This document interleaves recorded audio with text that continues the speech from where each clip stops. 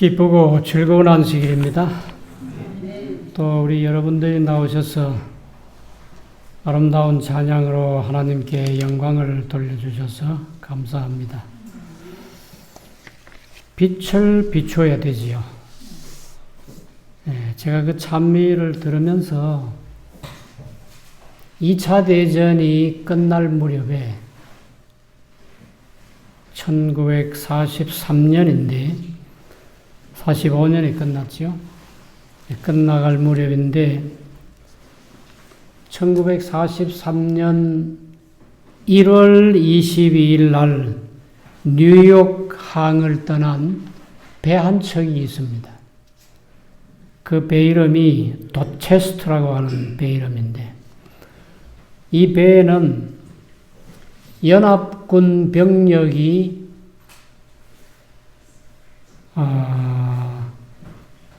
904명인가 타고 있었어요. 근데 1월 22일 날 출발해가지고, 뉴욕항을 출발해가지고, 이제 영국 쪽으로 가야 되는데, 2월 3일 날, 열흘째 되는 날, 2월 3일 날, 밤 12시 55분에 독일 잠수함이 쏜 어뢰에 맞아가지고 배가 침몰합니다. 904명이 타고 있는 배가 침몰한다고요. 그런데 이제 거기에서 계급이 높은 사람들부터 구명조끼를 받았어요. 그리고 구명조끼가 부족하니까 나머지는 그냥 헤엄을 쳐서 어떻게 해보라고 그랬는데 605명이 죽거든요. 그 2차 대전에서 한꺼번에 이렇게 배가 침몰해가지고 605명이 죽는다고 하는 것은 이거는 아주 대형 사건인데 하여튼 605명이 죽습니다.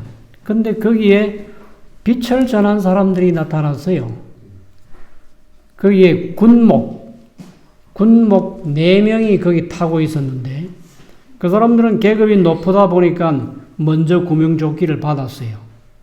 그리고 이제 한 사람 이제 배에서 뛰어내리고 구명정으로 가고 하는데 이 군목 4사람이 안 뛰어내려요, 먼저.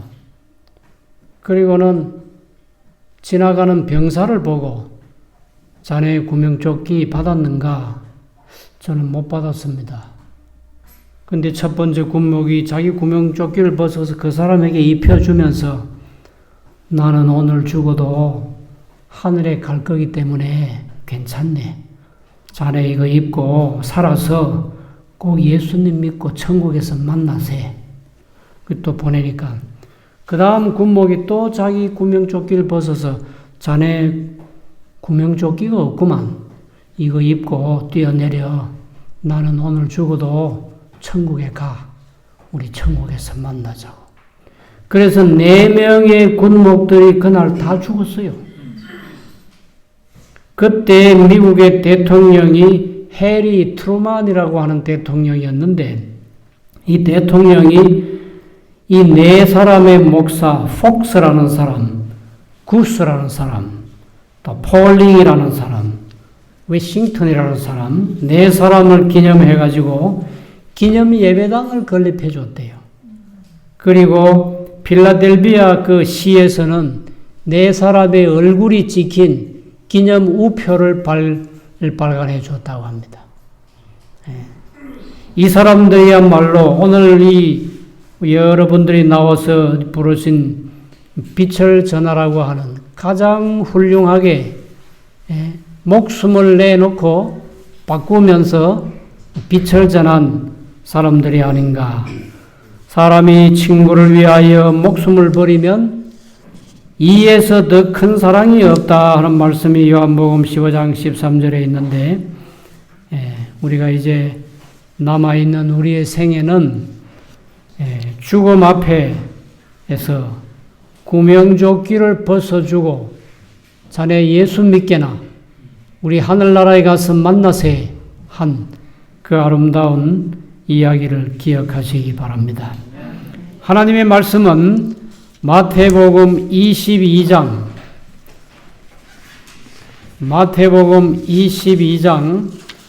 11절 말씀이요. 11절과 12절과 13절 말씀을 제가 읽겠습니다. 임금이 손을 보러 들어올새 거기서 예복을 입지 않은 한 사람을 보고 가로되 친구여 어찌하여 예복을 입지 않고 여기 들어왔느냐 하니 저가 유구무원이언을 입이 있어도 말을 못하거늘 임금이 사관들에게 말하되 그 수족을 결박하여 바깥 어두움에 내어 던지라. 거기서 슬피 울며 이를 갈미 있으리라 하니라. 청함을 받은 자는 많되 택함을 입은 자는 적으니라. 오늘은 예복을 입지 않는 한 사람, 이런 제목으로 말씀을 드리겠는데, 이 말씀은 누가복음 14장에도 같은 이야기가 나옵니다. 실물교훈 219페이지에 이렇게 기록된 말씀이 있습니다. 구주께서는 어떤 바리새인의 잔치에 손님으로 참석하셨다. 제가 지금 읽은 이 말씀은 예수님이 어떤 바리새인의 집에 잔치에 초청을 받아 가셔가지고 그 잔치 자리에서 이 얘기를 하시는 겁니다. 마치 감람산 위에 앉으셔가지고 해질 무렵에 그 밑에 아래 동네 베다니 같은데 거기서 마치 결혼 예식을 하고 있는 한 가정을 보시면서 10처녀의 비유를 말씀하셨어요. 예수님은 이렇게 제자들과 주변에 참석한 사람들에게 실물 교훈을 보여주시면서 필요한 기별을 그분들에게 전해줬어요. 실물 교훈의 아마 효과를 굉장히 많이 나타날 수 있는 그런 자리지요. 잔치 자리에서 잔치 얘기를 하십니다. 임금님이 혼인잔치를 이렇게 배설하고 사람들을 초청했는데 마태복음 22장 3절에 보면 종들을 보내가지고 잔치에 오소서 하니까 뭐라고 그랬어요? 22장 3절 마지막에 오기를 싫어하거늘. 임금님이 잔치에 오라 하면 가야 해요? 안 가야 해요? 가야지요. 가야 합니다. 오늘 여기 오신 분들은 가야지 했으니까 꼭 가시기 바랍니다. 예. 근데 이 사람들은 오기를 싫어하거늘 다시 다른 종들을 보냅니다.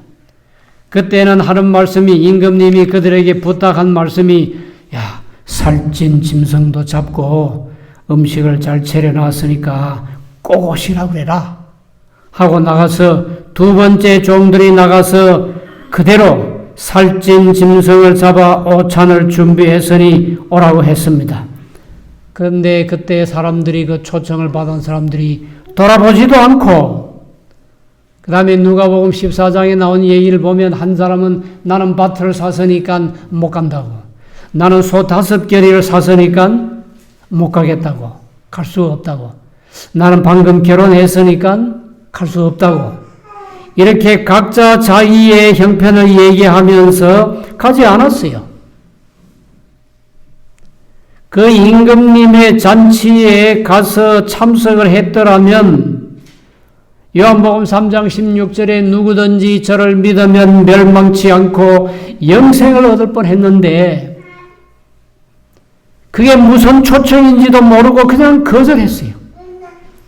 만약에 그 초청에 응해서 갔으면 엄청난 선물과 특권과 축복을 받을 수 있었을 텐데 놓쳐버린 겁니다. 임금님이 화가 났어요. 그래서 마태복음 22장 7절에 보시면은 임금이 노하여 뭘 보내요? 군대를 보내요. 초청을 거절한 사람들이 거절만 할 뿐 아니라 그 종들을 잡아서 능욕하고 죽였기 때문에 그 동리를 불사르고 그 동리를 어떻게 해버렸어요? 불태워버렸어요. 그 동리가 어디입니까? 예?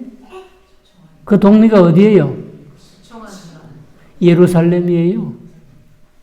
그 동리가 예루살렘이에요. 수없이 많은 선지자들을 보내고 회개하라 천국이 가까웠느니라는 기별을 시작해서 예수님이 십자가에 달려 죽기까지 하신 여기 실물교원 222페이지에 보시면은 준비된 소와 살찐 짐승을 잡아 오찬을 준비했다고 하는 그 준비된 음식은 그리스도 자신이었다. 예수님 믿으러 오라는 거예요. 오기만 하면 멸망치 않고 영생을 얻게 하겠다고 수도 없이 많은 사람들을 하나님의 아들까지 보내가지고 오라고 해도 안 오고 잡아 죽였어요. 그러니까 임금이 분노하셔가지고 그 동네를 불살랐습니다. 사실은 AD 34년에 70주년, 70주년이 아니고 70주일, 490년 유대인을 위한, 이스라엘을 위한 은혜 기간은 끝났어요. 스데반이 돌에 맞아 죽을 때 유대인들을 위한 은혜 시기는 이미 끝났어요. 490년이 짧은 세월입니까? 70주일이 짧은 세월입니까? 500년 기나긴 그 역사를 이스라엘 사람들의 구원을 위해서 주셨어요. 거절했어요. 그런데 34년에 그 동리를 불태우지 않았습니다. 자비롭고 은혜롭고 노하기를 더디하시고 인자와 진실이 많으신 하나님께서는 36년을 또 연장시켜 줬어요. 그래서 언제 예루살렘이 불탔습니까? AD 70년 8월입니까? 로마의 티투스 장군이 들어와 가지고 돌 하나 돌 위에 첨 놓이지 않게 몽땅 다 불태워버렸어요. 참 6000년 역사에서 정말 끔찍한 사건이었습니다. 그리고는 이 임금님이 또 종들을 보냅니다. 22장 9절에 또 다른 종들을 보내가지고 하는 말씀이 사거리 길에 서서 사람들을 불러오라고 누가복음 14장 23절에는 길과 산울가로 가서 하는 말씀이 또 있어요. 가서 가난한 자나 눈먼 자나 쩔뚝발이나 모든 사람들을 닥치는 대로 다 불러오라고 강권하여 초청하라고. 그래서 이 자리를 채우라고. 그래서 그 자리를 채웠어요. 거기에는 구별이 없습니다. 그 마지막 초청에 응한 사람이 오늘 우리들입니다. 우리 유대인이 아니에요. 이스라엘 사람들이 아닙니다. 거기서 태어나지도 않았어요. 유대인들이 말하는 완전 이방인들입니다. 우리는. 그런데 감사하게도 회개하라 천국이 가까웠다고 하는 말씀, 누구든지 저를 믿으면 멸망치 않고 영생을 얻게 하려는 말씀이 우리에게까지 왔어요. 감사합니까? 얼마나 감사한지 몰라요. 너무 감사해요.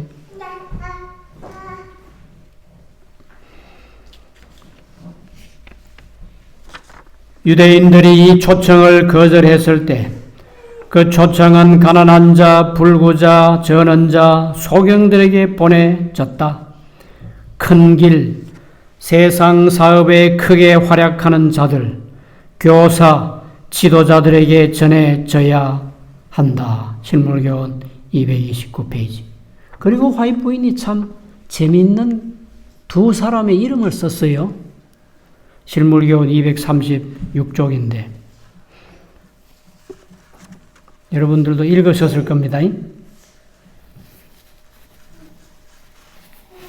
존 버녀는, 실물교원에 거기 이렇게 기록되어 있어요. 존 버녀는 독신, 하나님을 모독하는 일과 방탕에서 구원함을 받았고,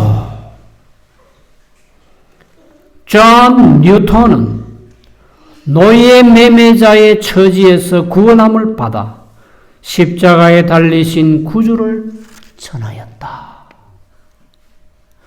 화이트 부인이 이 사람들 외에도 예언의 신에 언급한 또 다른 이름들이 있어요.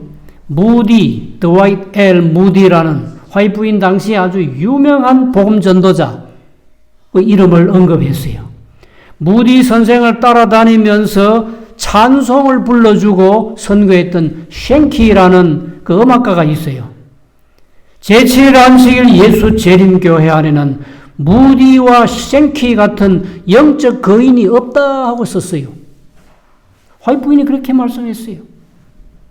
근데 오늘 여기 보니까 존 버녀는 하나님을 잘 섬기지도 않고 방탕하고 하나님을 모독했던 사람인데 이 초청을 받아서 말씀을 받고 예수님 믿어 구원을 받았고, 존 뉴턴은 노예 매매상인데 그가 구원을 받아 죽을 때까지 십자가에 달리신 구주를 전파했다 그랬어요. 존 버년 하면은 사람들이 잘 몰라요. 그런데 철로 역정하면 아시겠어요? 철로 역정을 쓰신 분이 존 버년입니다. 예.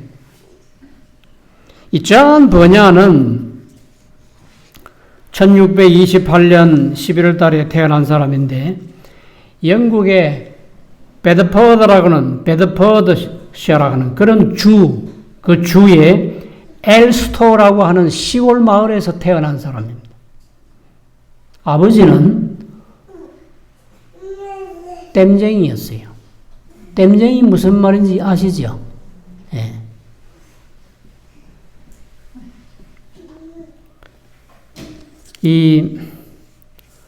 요즘 뭐 좋게 말하면 대장장이라고 할 수도 있고, 근데 쉽게 이해하기 위해서는 땜쟁이 좋지요.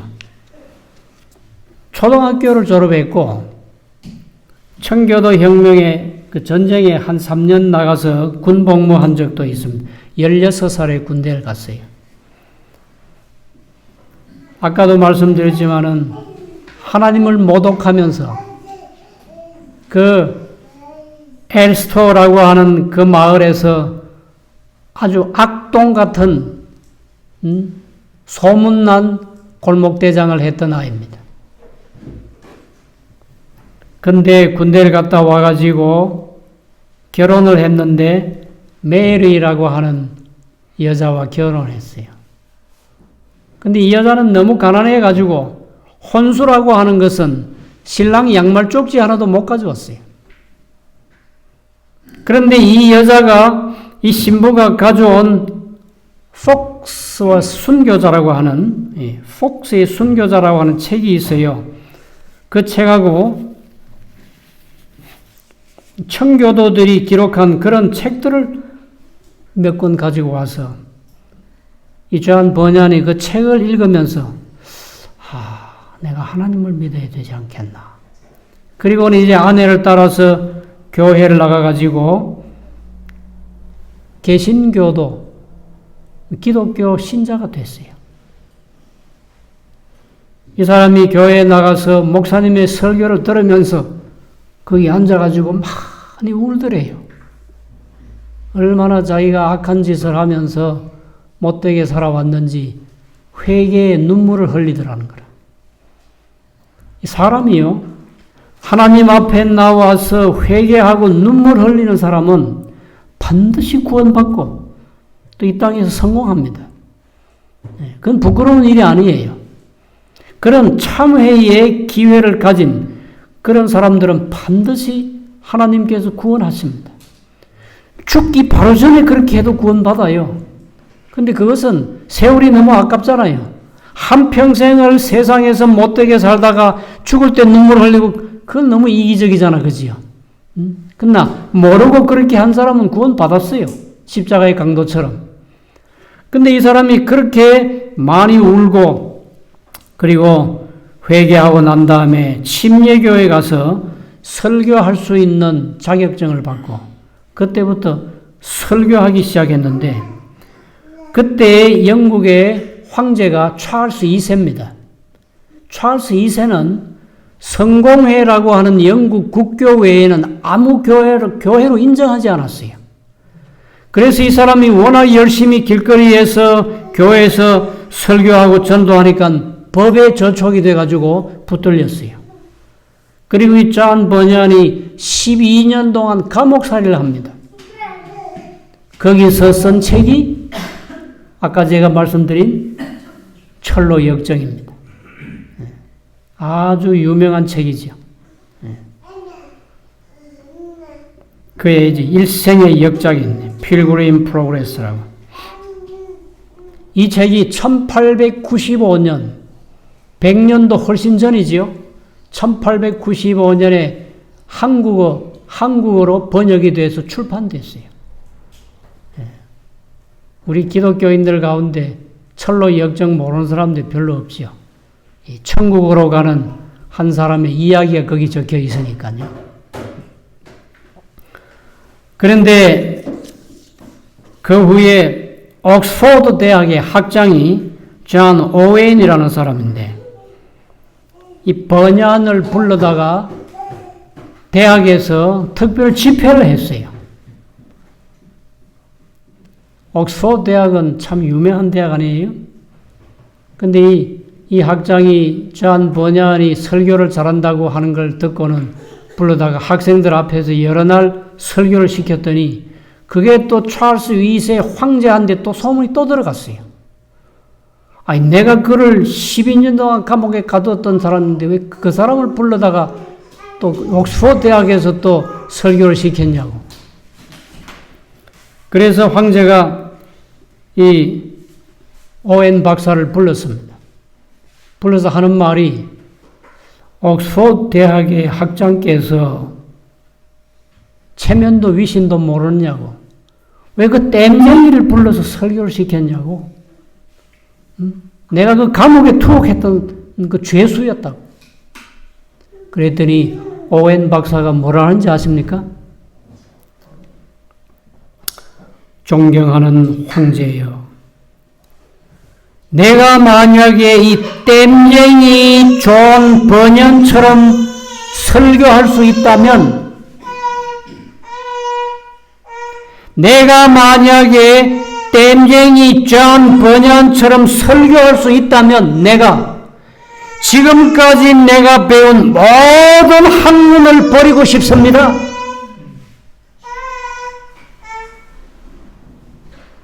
존 번연이 얼마나 설교를 잘했으면 옥스포드 대학의 학장이 그렇게 말했어요. 황제여, 그 사람은 정말 설교를 잘하는 사람. 나는 그 사람만큼 설교를 못합니다. 내가 만약 그 사람만큼 설교를 한다고 하면 내가 지금까지 배운 내 모든 학문을 다 버리겠습니다.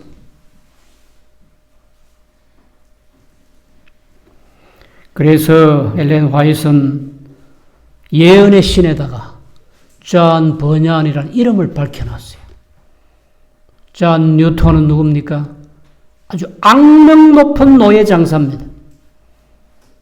자기가 노예를 아마 수백 수천 명은 아프리카에 가 잡아다가 팔아넘긴 그런 아주 못된 사람이에요.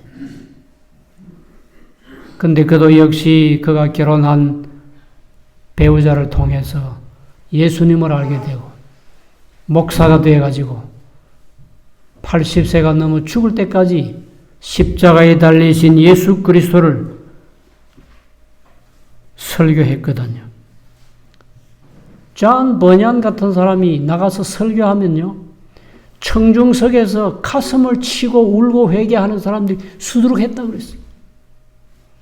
얼마나 많이 울고 회개하는지. 존 뉴턴이 죽을 때까지 설교를 하고 말씀을 전했는데 이 사람은 찬미가, 찬송가 작사하는 아주 재능이 있어요. 달란트가 있었어요. 그래서 이 사람이 그 쓴 아주 유명한 찬미가가 자비로운 주 하나님입니다. 자비로운 주 하나님. 이 노래는요, 온 세계 사람들이 비그리스도인이라 할지라도 다 알아요. 그 미국의 그 쌍둥이 빌딩이 비행기가 이렇게 해가지고 무너진 적이 있죠. 그 수많은 사람들이 죽었잖아요. 그 장례식에 이 찬송이 울려 퍼지고.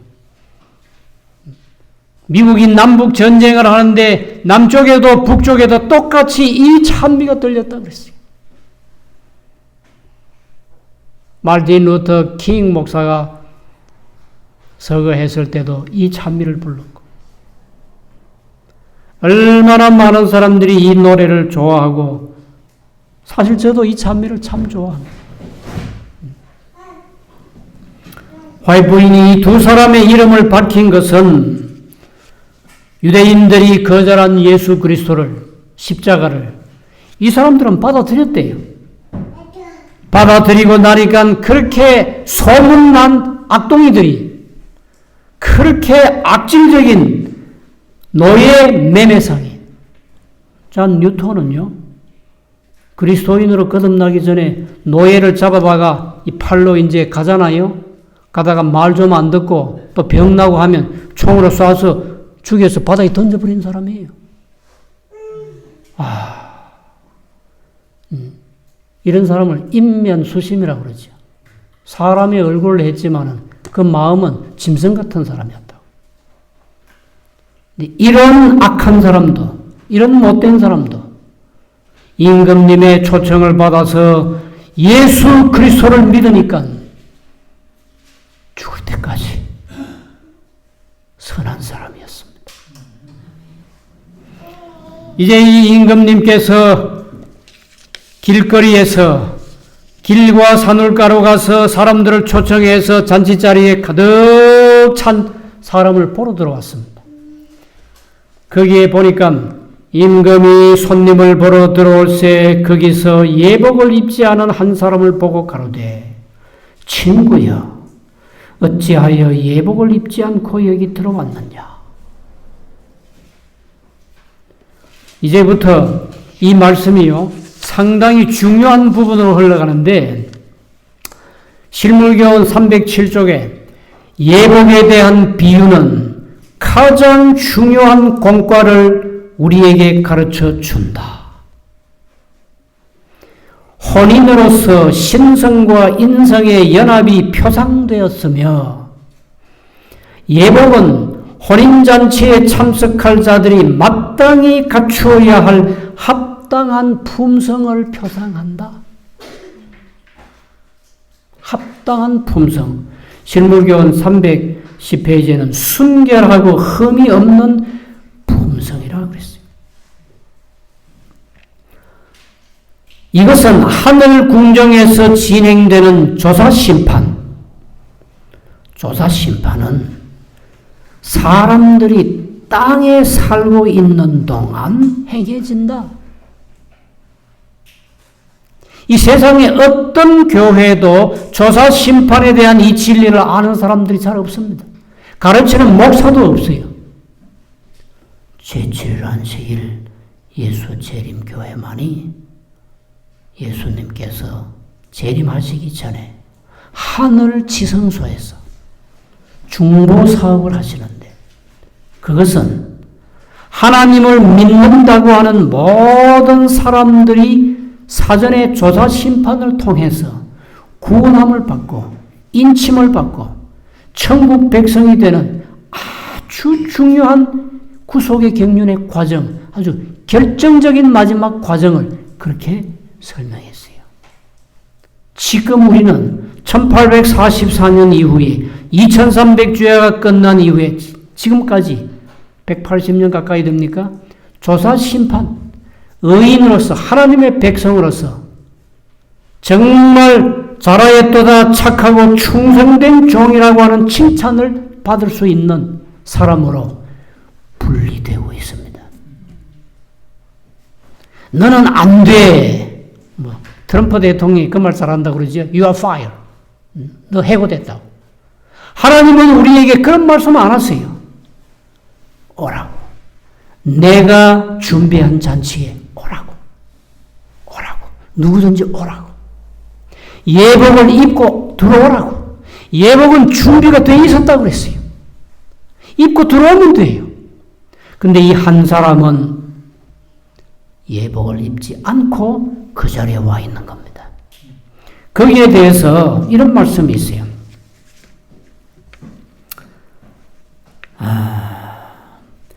예복은 준비되어 있었다. 신물교원 309페이지인데 이 예복은 임금님이 마련하신 선물이었다. 손님들은 이 예복을 입음으로 잔치를 베푼 자에 대한 존경심을 나타내었다. 그는 임금님이 요구한 준비를 하지 않았다. 그는 주인을 모독하였다. 예복을 입지 않고 자기 옷을 입고 잔치자리에 앉아있는 사람에게 임금님이 물었잖아요. 친구야, 어찌하여 그대는 예복을 입지 않고 들어왔느냐? 유구무원이언을 입이 있어도 할 말이 없었어요. 그걸 왜 안 입고 들어왔어요? 그리스도께서는 의의 두루마기를 회개하고 믿는 모든 사람들에게 입혀주실 것이다. 회개가 얼마나 값진 일인지 모릅니다. 용서받는다고 하는 게 이게 얼마나 큰 선물인지 말로 표현할 수 없어요. 그 다음에 아주 유명한 말씀 얘기 하나 있습니다. 우리가 우리 자신을 그리스도께 바칠 때 우리의 마음은 그리스도의 마음과 연합되고 우리의 뜻은 그분의 뜻과 합병되고 우리의 정신은 그분의 정신과 하나가 되고 우리의 생각은 그분에게 사로잡혀 마침내 우리는 그분의 생애를 살게 된다. 이것이 바로 그분의 의의 옷을 입는다는 의미이다. 참 좋은 말씀입니다, 이건. 우리 자신을 그리스도께 바칠 때에 우리의 마음은 어떻게 된다고요? 그리스도의 마음과 연합되고 우리의 뜻은 그분의 뜻과 합병되고 우리의 정신은 그분의 정신과 하나가 되고 우리의 생각은 그분에게 사로잡히게 돼가지고 마침내 드디어 어떤 죄인이라 할지라도 드디어 그분처럼 거룩한 생애를 살게 된다. 이것이 바로 그분의 의의 옷을 입는다는 의미이다. 참 좋은 말씀. 그러니까 아까 존 버년 같은 큰 말씀꾸러기 동네 골목대장 그렇게 노예를 팔아넘기고 좀 밉고 싫으면 총으로 쏴 죽여서 바다에 던져버린 그런 사람도 초청을 받아서 회개하고 눈물 흘리고 예수님을 그 마음속에 받아들이고 그 다음에는 변화되고 이 변화되는 것도요. 실물교원 314페이지 사람이 그리스도를 받아들일 때 그는 그리스도의 생애를 살 수 있는 능력도 받게 된다. 우리가 예수님을 마음속에 진심으로 받아들이면 예수님처럼 살 수 있는 그런 능력도 주시겠대요. 그런데 318페이지에 저희는 하늘의 두루마기를 입기 위해 세상의 옷을 벗으려고 하지 않는다. 엄청나게 좋은 하늘의 예복이 있는데도 그걸 입지 않고 내 옷만 입고 세상의 옷을 벗으려고 하지 않는데요. 그래서 많은 사람들이 여전히 먹고 마시고 시집가고 장가가고 취하고 그게 그리 좋은가 봐요.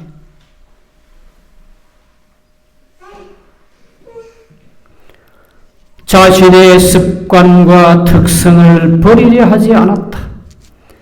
하나님을 사랑하기보다 세상과 짝하기를 더 좋아하였다.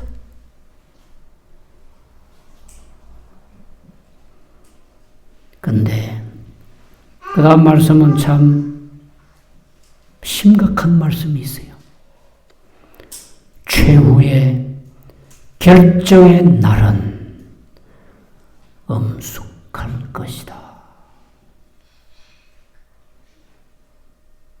전도서에 보면 그런 말씀이 있죠. 청년이여, 네가 뭐 하고 싶은 대로 다 하고 살아라.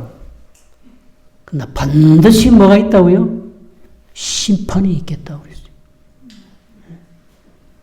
최후의 날, 예수님께서 이 하늘의 조사 심판을 마치시고 다 이루었다 하시고 나오시고 그리고 이 세상에 오실 때는 그들에게는 대단히 엄숙한 날이 됩니다. 그때의 영생을 위해 준비할 은혜의 시기는 다시는 없을 것이다. 기회는 오직 세상에 사는 동안 뿐이다. 내일은 우리의 날이 아니에요. 내일은 아직 오지 않았어요. 그러니까 우리에게 내일이 있을지 없을지 아직 모릅니다.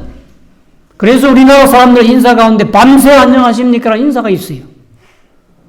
한밤을 지나면서 어제까지 멀쩡했던 사람이 가버렸어요. 내가 참 존경하고 사랑하고 우리 집에 와서 여러 날 같이 나도 그 집에 미국에 가서 여러 날 같이 지냈던 장로님 한 분이 이번에 코로나로 돌아가셨어. 지지난주에 세상 떠났어요. 뭐 얘기만 하면 누군지 다 아는 그런 사람이에요. 참 너무 안 됐어요. 우리에게 주어진 구원의 기회는 오늘밖에 없어요. 어제는 이미 지나가 버렸잖아요. 오늘밖에 없어요. 오늘이 최후의 결정의 날, 엄숙한 날에 내가 아멘 주 예수여 오시옵소서 할 수 있을는지, 그런 사람이 될는지, 아이고 바위야 산아 내 위에 떨어져서 저 오시는 저분 좀 보지 않게 해달라고 할지 오늘 결정해야 합니다. 2020년이 지나가고 있습니다. 이제 올해가 지나가는 데는 20일도 안 남았지요? 금방 지나갑니다. 그런데 또 가면 세월이 오겠지, 또 오늘이 가면 내일이 오겠지, 그렇게 하지 마시고 이제 우리 정말 침몰하는 배 같아. 내가 요즘 이 세상을 가만히 보면요, 특히 우리나라 마치 침몰하는 배 같아요. 갑자기 내리막길을 가고 있습니다. 이제 앞으로 우리나라 사회가 어떻게 될지 정말 걱정스러워요. 왜냐? 다 못 살겠다 하니까. 다 못 살겠다. 1년 내내 대학생들이 학교에 가서 강의 솔직히 몇 시간 공부했어요? 학교 못 갔잖아요. 장사하는 사람들이 다 문 닫아요. 얼마 전에 신문에 난 기사를 보니 명동거리, 대한민국의 서울의 명동거리 하면 그렇게 번화가인데 사람이 하나도 없어. 신촌의 그 대학생 거리에 사람이 하나도 없어요. 다 문 닫았어요. 내년에 엄청난 식량 위기가 온다는 소식이 있어요. 우리나라 사람인데 3세 제1교포 손정이라는 사람이 있잖아요. 이름 들으셨죠? 손정이라는 사람 자기 사업 전부 다 정리해가지고 현금 딱 가지고 있어요. 그래 놓고는 온 세계 앞에 발표를 했습니다. 2, 3개월 안에 이 세계는 큰 위기가 올 거라고. 지금 사업하는 사업가들, 기업인들 난리 났어요. 뭘 아니까 그 소리 하는 거지요. 그게 문제가 아니에요. 예수님이 하늘 지성소에 들어가신 지 180년이 돼 가잖아요. 나오실 때가 됐다고요. 요한계시록 16장에 있는 말씀 보고 마치겠습니다. 요한계시록 16장 15절 말씀인데요.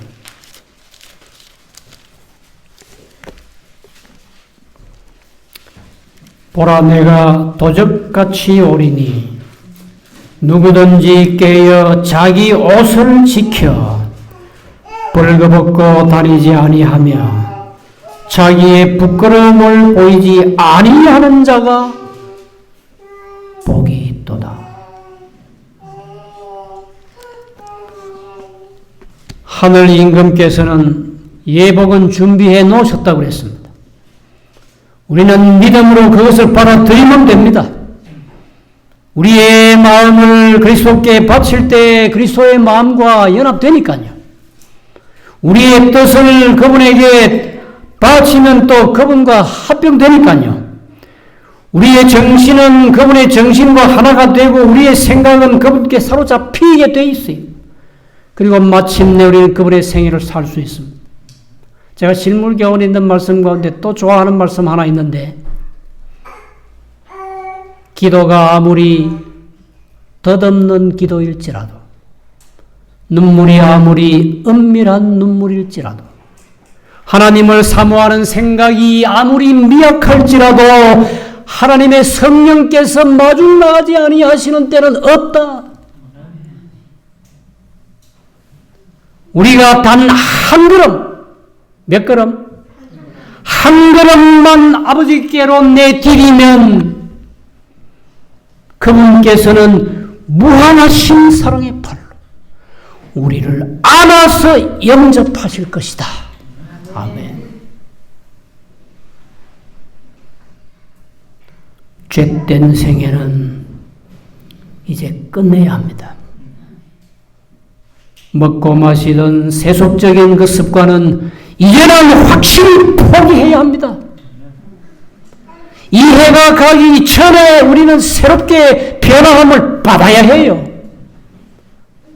새해는 정말 예수님이 당장에 동쪽 하늘에 오신다고 해도 맞이할 수 있는 그런 매일매일 신선한 준비된 상태로 믿음으로 살아가시기 바랍니다.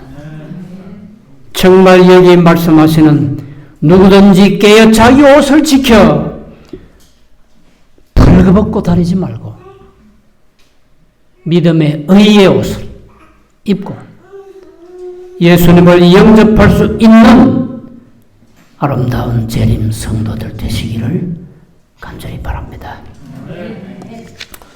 이제 우리 이 말씀을 생각하시면서 302장 다 일어나셔가지고 우리 한 해를 보내면서 하나님 앞에 몸과 마음을 다시 한번 바치는 뜻에서 다 일어나셔서 302장 찬미를 부르시고 기도하고 마치겠습니다. 어두운 죄악길에서 목자 없는 양같이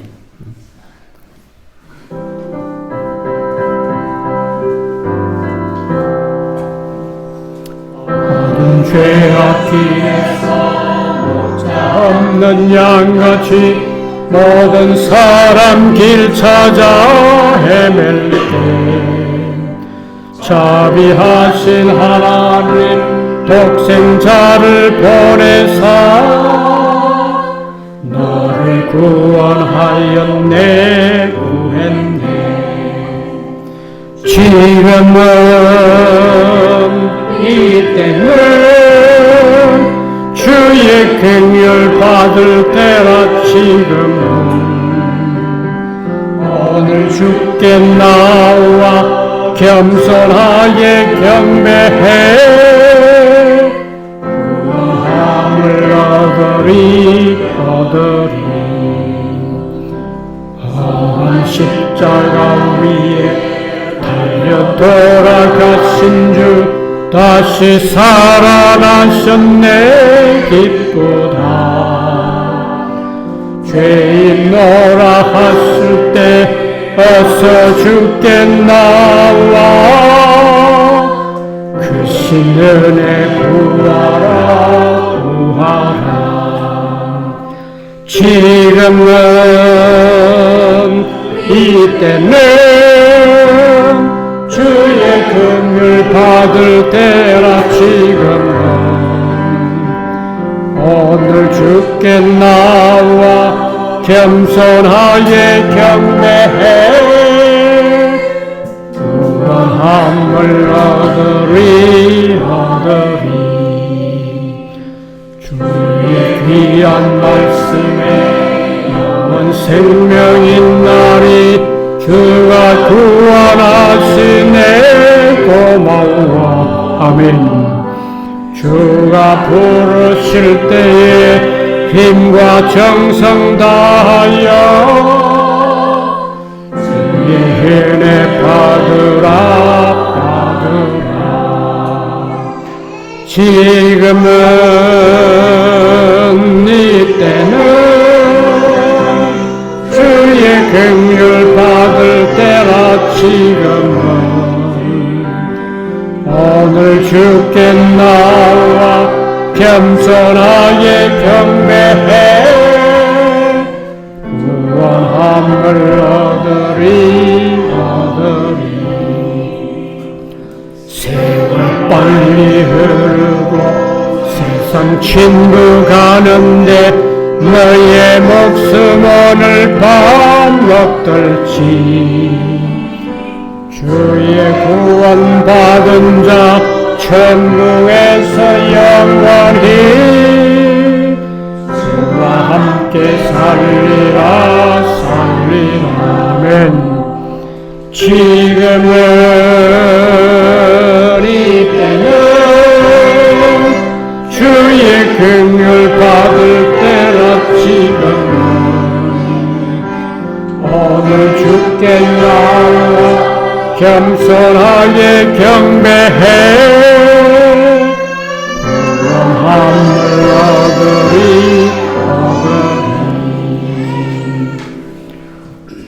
자비하신 하나님 아버지여, 이 구원의 날에 이 은혜의 때에 저희들을 버리지 아니하시고 다시 거룩한 자리에 불러주심을 감사드리옵나이다. 한 해가 저물어 가고 있습니다. 올해는 질병으로 인해서 참담한 한 해를 보냈습니다. 주님이시여, 사람의 눈으로 볼 때 세상에 이제 희망이 없어졌습니다. 오직 우리의 소망은 주님께만 있사오니 저희를 다시 한번 긍휼히 여겨 주시옵소서. 우리의 죄를 용서해 주시옵소서. 우리로 하여금 깊이 있는 회개를 하게 해 주시옵소서. 주님 오시는 날, 그 엄숙한 날에 그 앞에 설 수 있는, 의의 옷을 입고 설 수 있는 참 하나님의 백성들 되게 해 주시옵소서. 우리 중에 한 사람도 낙오한 자가 없게 하시고 베드로처럼 통곡하며 눈물 흘릴지라도 주님 앞에 나아가서 회개하고 용서받는 저희들 되게 해 주시옵소서.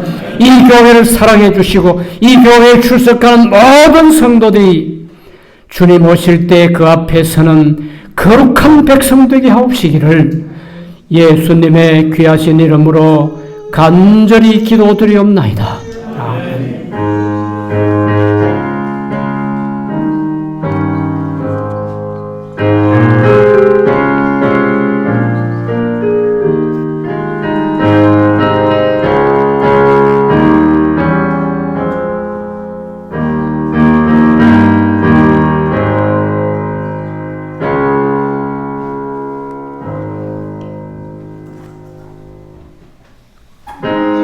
주